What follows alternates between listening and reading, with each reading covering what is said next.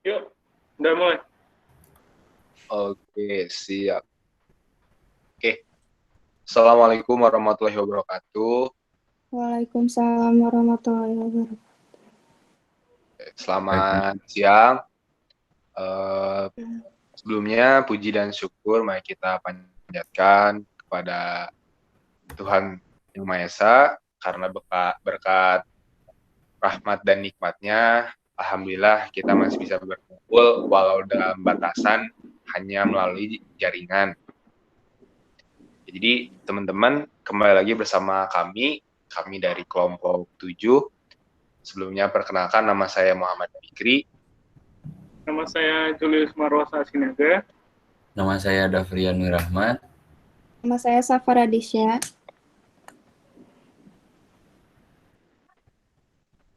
Nama saya Dan Septia Ramadhani.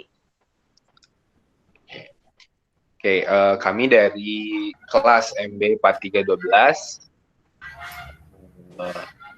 kelompok Sistem Informasi Manajemen.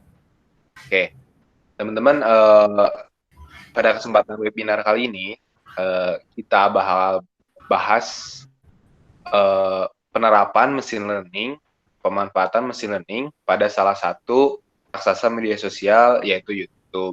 Nah, pada webinar kali ini, banyak banget nih yang bakal kita bahas untuk mesin learning yang digunakan oleh YouTube-nya sendiri. Dari mulai apa sih itu mesin learning, bagaimana cara penggunaannya, sampai manfaat mesin learning buat YouTube-nya sendiri. Nah, mungkin sebelum kita lanjut ke pembahasan intinya, aku mau jelasin dikit bahwa mesin learning adalah salah satu cabang dari disiplin ilmu kecerdasan buatan atau biasa yang kita sebut dengan artificial intelligence, yang mana mesin learning sendiri membahas mengenai pembangunan sistem berdasarkan pada data. Nah, sehingga bisa kita katakan nih, mesin learning adalah algoritma yang mengolah data, mempelajari data, dan menerapkan apa yang telah dipelajari untuk membuat keputusan. Oke. Untuk selanjutnya, aku bakal jelasin dikit sejarah terbentuknya dari mesin learning sendiri. Oke, jadi sebelum kita bahas, teman-teman di sini ada yang tahu nggak sih apa itu bot? Itu. Jadi bot itu adalah program komputer yang dijalankan untuk melakukan pekerjaan-pekerjaan secara otomatis. Jadi itu dia yang saya tahu. Benar banget apa yang dikata Julius, bahwa bot itu adalah sebuah program komputer yang dijalankan untuk melakukan pekerjaan otomatis. Nah, jadi gini, pada zaman dulu, programmer membuat sebuah algoritma kepada bot, yang mana seorang programmer ketika membuat bot, dia akan memberikan instruksi untuk melakukan sesuatu kepada bot tersebut. Misalnya nih, seorang programmer menginstruksikan kepada bot bahwa jika ada kondisi seperti A, maka bot tersebut harus melakukan B. Nah, namun kalau cara ini terus dilakukan terus-menerus, maka akan terlalu banyak dan terlalu kompleks instruksi-instruksi yang manusia berikan kepada bot. Sehingga ketika kita diberi contoh bahwa sebuah bot tidak bisa membedakan mana lebah dan mana angka 3, karena instruksi-instruksi tersebut bisa disebut terlalu sulit untuk dipahami oleh bot, karena bot tidak memahami bahasa manusia. Oleh karena itu, programmer membuat cara yang dibuat agar bot dapat membedakan hal tersebut adalah dengan melakukan tes kepada tiap-tiap bot. Nah, cara ini adalah yang menjadi cikal bakal dari munculnya machine learning sendiri. Dan yang salah satu yang teman-teman harus diketahui adalah machine learning ini bekerja seperti layaknya neuron yang ada di otak manusia. Oke, untuk pembahasan lebih rincinya mengenai cara kerja machine learning dan pemanfaatannya, nanti bakal dibahas oleh teman saya, Julius. Untuk Julius, waktu dan tempat dipersilakan. Ya, terima kasih Bang Fikri. Ya, sehingga untuk menciptakan bot yang bisa melakukan penyortiran tersebut, maka programmer akan membuat sebuah bot yang bertugas untuk membuat bot-bot lain. Murid, kita sebut saja yang dibuatnya adalah murid bot dengan neuron-neuron yang berbeda. Dan programmer akan membuat sebuah guru bot yang bertugas untuk mengajari murid-murid bot tersebut. Namun guru bot ini tidak bisa mengajari murid-murid bot layaknya guru yang ada di sekolah kita. Karena seperti yang kita tahu, guru bot juga tidak bisa mengetahui bahasa manusia. Programmer tidak bisa mengertikan bahasa manusia untuk dimengerti oleh bot. Sehingga cara yang dilakukan oleh manusia adalah manusia memberikan, memasukkan sejumlah banyak gambar, lebah, dan angka 3 kepada guru bot dengan tujuan untuk menilai sebuah tes, semua tes yang dilakukan oleh murid-murid bot. Nah, kemudian murid bot tadi diberikan tes oleh guru bot. Kemudian pada saat dites, ketika murid bot mendapatkan nilai yang jelek, maka murid bot tersebut akan dimusnahkan atau neuron otaknya tidak akan dipakai kembali.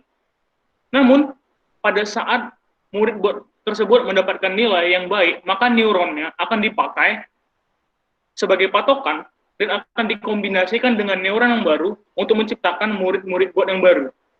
Nah, perulangan tersebut terus dilakukan terus-menerus, sehingga kita mendapatkan sebuah bot yang bisa membedakan mana dia lebah dan mana dia angka 3. Berikut adalah ilustrasi dari bot yang neuronnya belum bisa membedakan mana dia lebah dan mana dia angka 3. Yang di samping kanan, itu adalah ilustrasi dari bot yang sudah bisa membedakan mana dia lebah dan mana dia angka 3. Bisa kita lihat perbedaan dari neuronnya. Ini terjadi karena dia terus melakukan tes terus-menerus dari beberapa kesalahan dia belajar. Jadi semakin banyak tes yang dilakukan, maka semakin cerdas bot tersebut.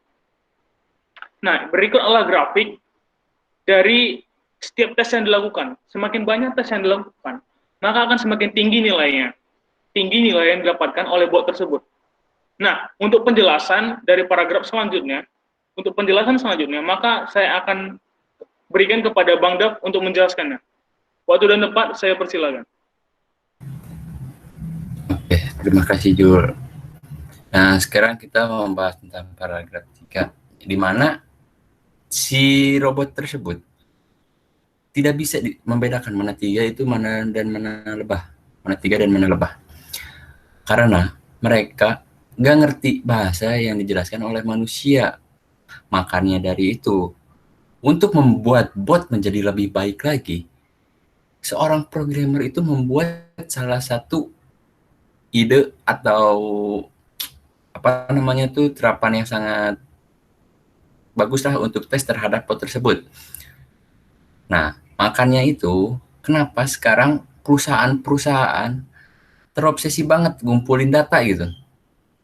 Nah, karena dengan banyaknya data, maka semakin banyak tes. Jadi si bot itu semakin pintar lagi, dan si bot itu semakin ada perkembangannya, makin bagus karena tes yang diberikan tersebut. Nah, jadi bot tersebut akan menjadi lebih baik lagi apabila tes yang diberikan lebih banyak. Oke, paragraf selanjutnya akan dijelaskan oleh saudara Sepia. Waktu dan tempat dipersilakan. Ya, jadi saya akan menjelaskan pemanfaatan machine learning pada YouTube. Pemanfaatan machine learning pada YouTube dalam memilih rekomendasi bagi tugas tadi, tapi yang disuruh mengerjakan tes tersebut yaitu manusia, sehingga guru bot akan menyuruh muridnya untuk memantau pengguna YouTube dan mencatat berdasarkan yang ditonton. Setelah itu, bot akan mencari video yang serupa dan merekomendasikan kepada pengguna.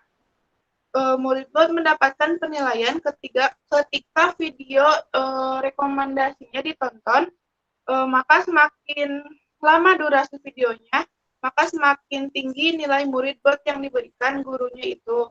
Lalu neuronnya akan digunakan lagi sebagai patokan dan ditambah kombinasi baru bot yang cukup bagus.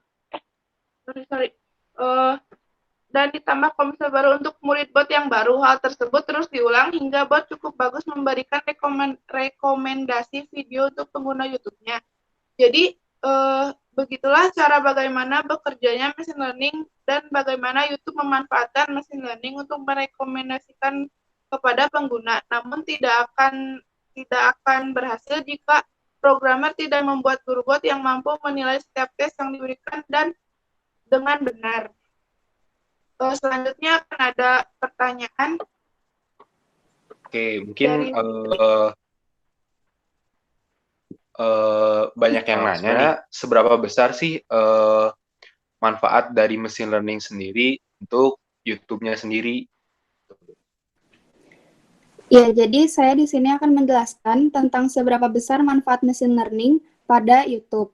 Seperti yang kita ketahui, YouTube adalah platform streaming video terbesar yang mana pada halaman pertama situs tersebut, yang pertama dapat kita lihat adalah video-video rekomendasi. Seolah-olah YouTube tahu persis video apa yang dapat menarik perhatian orang. Nah, tujuan dari adanya halaman rekomendasi itu sendiri adalah para pengguna akan lebih termanjakan dengan video-video rekomendasi YouTube sehingga membuat mereka lupa akan waktu. Dengan begitu, perusahaan YouTube dapat membuat pengguna lebih lama menggunakan YouTube. Semakin bertambahnya video yang ditonton pengguna, maka semakin banyak juga iklan yang ditonton oleh mereka. Iklan yang ada pada YouTube adalah salah satu pendapatan terbesar bagi YouTube. Dengan adanya machine learning ini, YouTube dapat memberikan rekomendasi video kepada para pengguna dan dapat mendorong mereka untuk menonton lebih banyak video di YouTube. Sekian tentang seberapa besar manfaat machine learning pada YouTube. Nah, mau nambahin nih. Namun manfaat machine learning ini tidak hanya sampai situ saja. Machine learning juga bisa dimanfaatkan untuk meminimumkan pengeluaran dari YouTube sendiri. Bagaimana caranya? Pandemi COVID-19 ini tidak hanya menyasar pengusaha kecil ataupun sedang. Perusahaan sekelas YouTube juga terkena dampaknya. Sehingga untuk meminimalisir pengeluaran dan tetap produktif dalam bekerja, YouTube menggunakan machine learning untuk mengerjakan pekerjaan-pekerjaan yang dilakukan oleh manusia. Pekerjaan apa yang diganti? Machine learning menggantikan pekerjaan manusia untuk melakukan evaluasi terhadap video yang melanggar kebijakan platform tersebut. Sehingga saat ini, ketika algoritma menemukan suatu pelanggaran terhadap kebijakan platform, maka machine learning-lah yang akan melakukan evaluasi terhadap video-video tersebut. Nah, seperti yang kita tahu, bahwa machine learning ini terus belajar dan belajar. Nah, pada saat di awal, mungkin saja ada kekeliruan terhadap penghapusan video. Sehingga maka dari itulah pihak YouTube melakukan banding. Jika merasa pengguna terhadap video-videonya ada kekeliruan dalam penghapusan, maka pengguna bisa membanding, mengajukan tuntutan kepada pihak YouTube untuk dievaluasi lagi. Jadi seperti itulah manfaat dari machine learning ini pada YouTube. Jadi segitu aja Bang Pi. Oke, jadi teman-teman dari semua yang sudah kita paparkan tadi, bisa kita tarik kesimpulan bahwa machine learning ini merupakan inovasi dan penggunaan teknologi untuk menjadikan hidup manusia lebih mudah. Dan itu merupakan kemajuan di dalam sejarah, yang mana kalau dulu kita sudah melewati revolusi pertanian dan revolusi industri, nah sekarang mungkin kita sedang melalui dan berada di era revolusi data.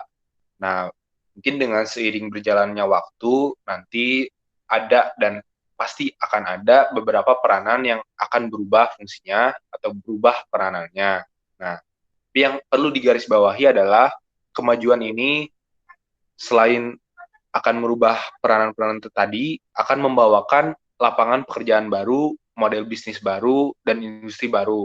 Nah, hal ini bukannya membuat kita menjadi terkucilkan, tapi machine learning justru akan memudahkan manusia dan menjadikan kita sebagai manusia lebih efektif. Oke, dan untuk memahami hal tersebut, yang harus kita rasakan adalah kita perlu menyingkirkan referensi tentang bagaimana robot mencuri pekerjaan manusia, dan kita ganti dengan bagaimana robot membantu mempermudah pekerjaan manusia. Oke, mungkin ada tambahan dari Bang Dap. Bang Dap, Iya. enggak? Iya, makasih Bang Fik. Nah, seperti yang sudah sebelumnya kita ulas teman-teman sekalian ya, bahwa machine learning ini dapat memberikan manfaat yang sangat luar biasa. Apalagi di saat sekarang pandemi COVID-19, bahwa kita itu ada kebijakan di mana social distancing dan work from home, jadi kerja di rumah, bahwa pekerja-pekerja tidak bisa datang ke kantor, apalagi perusahaan besar seperti YouTube, ya, perusahaan terhambat pada saat pandemi ini. Maka itu machine learning meyakini mampu mengubah dunia sekitar, menjadikan lebih efisiensi tanpa membuat menambah apa namanya itu cara yang menjadi rumit lah, malahan menjadi yang lebih simpel. Nah, dan meningkatkan keefektifan keputusan mungkin bukan 100%. Nah, tetapi machine learning ini memberikan lebih baik daripada jawaban manusia. Makasih juga buat teman-teman sekalian yang sudah menanyakan, yang tadi udah dijawab oleh Kak Safa dan Kak Julius. Kita juga sebenarnya lagi live streaming di IG ya, teman-teman. Makasih juga yang di IG segala macam. Mohon maaf nih apabila ada salah kata, perbuatan, atau yang gak enak lah di hati. Kami dari kelompok 6 mengucapkan terima kasih. Oh, kelompok 7, mohon maaf. Terlalu banyak kelompok kita soalnya. Kelompok 7, terima kasih ya. Assalamualaikum warahmatullahi wabarakatuh. Dadah. Oke, makasih teman-teman. Semangat terus, sehat terus, Iya. jaga semangat kesehatannya. Dadah.